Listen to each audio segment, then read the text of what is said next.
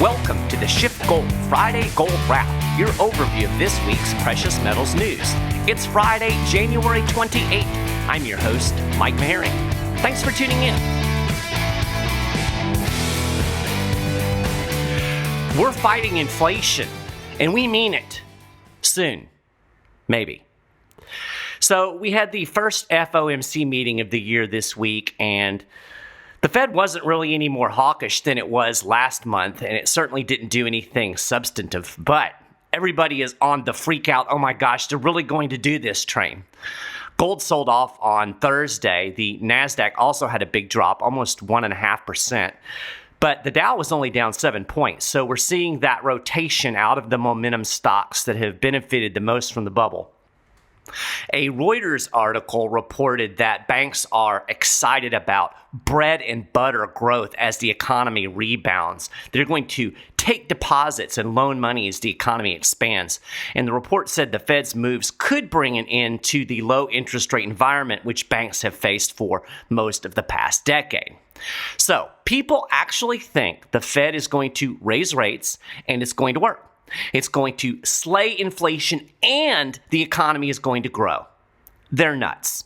Once again, people haven't come to grips with the fact that the Fed really can't fight inflation without wrecking the economy. What they're saying they're going to do is spitting into the ocean. And as far as people selling gold, they apparently still haven't really figured out that even though raising rates ostensibly raises the opportunity cost for holding gold, there is nothing happening to make you think that real rates are going to be positive anytime soon. This is a giant flim-flam. So let's dig into the Fed meeting a bit. So in a nutshell, despite everybody screaming about an inflation problem, the Fed will keep its loose inflationary monetary policy in play for at least 2 more months. Interest rates remain locked at 0. But the FOMC did say it will likely raise rates soon. Quote, with inflation well above 2% and a strong labor market, the committee expects it will soon be appropriate to raise the target range for the federal funds rate. Now, most analysts think that soon means at the March meeting, which is the next FOMC gathering. And Jerome Powell hinted at that during his press conference. But he did leave some wiggle room in the trajectory of the Fed's monetary policy, saying, quote, at this time, we haven't made any decisions about the path of policy. I stress again that we'll be humble and nimble. You notice that the Fed always leaves itself an out. And mark my words, if the markets crash, if the economy gets rickety, they'll use the out. Powell also indicated that the Fed would be data dependent. But if the Federal Reserve was depending on the data, it would have raised interest rates a long time ago. I mean, it's been clear for a long time inflation ain't transitory, right? Now, it's important to reiterate that despite the inflation freight train, the Fed left interest rates at 0. If the central bank was really ready to go to war with inflation, why wait until March? Why is it still pouring gasoline on this inflation fire? I mean, you can't get much more inflationary than 0% interest rates, right? That's where we are. Don't you think if this was really a serious problem, as serious as everybody seems to think, they'd be raising rates now or maybe yesterday? Why wait until March? This tells me that they don't want to, and that they're hoping against hope that they won't have to. Maybe inflation will just mysteriously ebb, because I know, everybody knows that any significant tightening is going to tank this economy. Anyway, the FOMC has also offered some more details on significantly reducing, that's how they put it, the Fed's massive balance sheet. The central bankers said the plan was to reduce the balance sheet primarily by limiting how much principal it rolls over from its maturing bonds. But the FOMC did not set a specific date for the beginning of quantitative tightening, nor did it offer any hint on how much it would ultimately pare down its nearly $9 trillion balance sheet. But the FOMC said it was not only going to reduce the size of the balance sheet, it's also going to change its makeup. It's going to shift away from mortgage-backed securities and weigh its holdings more toward U.S. Treasuries. Not good news if you're thinking about buying a house in the near future.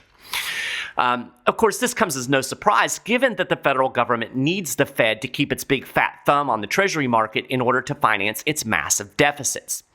That's another issue almost nobody is talking about. The Fed has been monetizing these massive deficits for 2 years. What happens when it suddenly stops? A friend of mine made a graphic that illustrates the problem. If the Fed was to take the interest rate to 10%, a realistic number if it actually intends to fight 7% inflation, the annual interest on the debt would grow by over $5 trillion. During his press conference, Powell said the balance sheet reduction would begin at the quote, appropriate time. But he then said he didn't have a specific timeline and that the FOMC hadn't discussed it. Really? They haven't talked about this? What are they talking about? Patrick Mahomes taking the Chiefs down to score in 13 seconds? So the Fed hasn't done anything yet. Let me re-emphasize that. It hasn't done a daggone thing.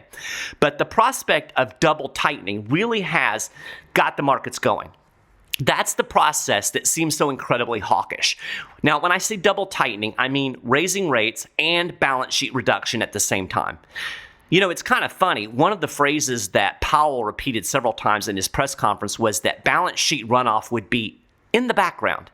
You know, it reminds me of when it was on autopilot. It's like, hey, you won't even notice this is happening. So what happened the last time we had double tightening? You know, it wasn't that long ago. It was 2018 to be exact. And how did that work out? The central bank was forced to abandon both rate hikes and balance sheet reduction when the stock market tanked. By the end of 2019, the Fed had cut rates and had pivoted back to quantitative easing. It seems highly unlikely that the Fed will be able to pull off double tightening today with an even bigger stock market bubble and an economy even more levered up with debt. Even the mainstream has realized that raising rates will exacerbate a global debt crisis. I'll link to an article about that on the show notes page. But hey, Powell assures us that the economy is much stronger now than it was the last time the Fed tightened. This was right before we got news that the GDP came in even better than expected during Q4 of 2021. And the mainstream is breathlessly reporting that 2021 gave us the best GDP performance in nearly 4 decades. Well, yeah, we went from an economy completely shut down in 2020. Of course, 2021 is going to look good because these are all year-on-year comparisons. You know, if I didn't go to the gym 1 time last year, and then this year I go to the gym 4 times, well, that's tremendous growth in my workout routine, right? But you know, 4 times in a year, still pretty weak. And how did we get all of this economic growth? A Reuters article tells us in black and white, quote, growth last year was fueled by massive fiscal stimulus as well as very low interest rates. You know, the stimulus that's over and the interest rates that the Fed is supposedly about to ratchet up. But I'm supposed to believe that the economic growth is going to continue absent the very thing that caused it because of the reasons. Because Jerome Powell says so. Yeah, this is a total flim-flam. It seems more likely that the Fed is about to spin the economy into a recession. And I'm not the only one who thinks this. There are some voices of sanity out there. Quill Intelligence CEO Danielle DiMartino Booth told Kitco News that she thinks this tightening cycle could plunge the economy into a recession and that it could happen pretty darn quickly. Quote, I think a recession could happen in a very compressed way because we have seen, as opposed to an economic recovery that stretches out over 10 or 11 years, we've seen a very compressed economic cycle this time, and the Fed has shifted from a loosening stance to a tightening stance in what feels like record time. So there's absolutely no reason to think that the market will not start to anticipate the inversion of the yield curve and even move up expectations for when the economy slides into recession. So, let's summarize. The Fed and the U.S. government have created a supposedly booming economy with stimulus and low interest rates. The low rates have encouraged people to borrow and spend billions to prop up this borrow and spend bubble. Now they're about to pull the rug out. No more stimulus, no more low interest rates, no more Fed monetizing the massive government deficits. And I'm supposed to believe that the economy is going to keep roaring along absent the only thing that fueled it to begin with. And I'm supposed to believe that a 2% hike in interest rates over the next 2 years is going to slay 7% inflation, which is really 15% inflation if measured honestly. Yeah, I don't believe any of this. And I don't think the Fed can raise rates or run off its balance sheet enough to get ahead of the inflation curve. I think Powell and company will surrender as soon as the stock market really starts to crash and the economy shows signs of being creaky, just like they did last time. That's the MO.